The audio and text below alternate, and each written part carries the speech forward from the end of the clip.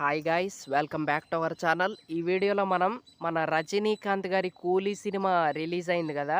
So ఆ cinema నిన్న ఎన్ని కోట్లు వసూలు చేసిందో మాట్లాడుకుందాము. So let's get in to the video.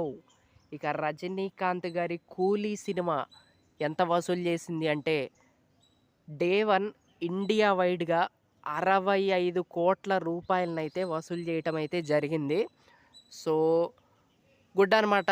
And Rajinikanth గారి క్రేజ్ మనందరికీ తెలిసిందే. ఎన్నేళ్ళైనా ఆ క్రేజ్ అలాగే ఉంటుంది, ఆ స్వాగ్ అలాగే ఉంటుంది, అది మారదనమాట.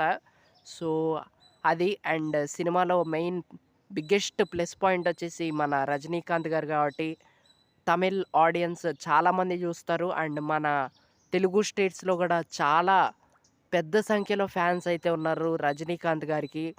తెలుగు స్టేట్స్ నుంచి కూడా చాలా మంచి కలెక్షన్స్ అయితే వచ్చినాయని బయట టాక్ అయితే నడుస్తుంది.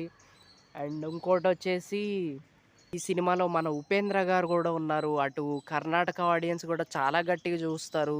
అండ్ ఇంకోటి వచ్చేసి మన అమీర్ ఖాన్ గారు ఉన్నారు. అమీర్ ఖాన్ గారు బాలీవుడ్ సైడ్ నుంచి చాలా గట్టి స్టార్ అనే చెప్పాలి.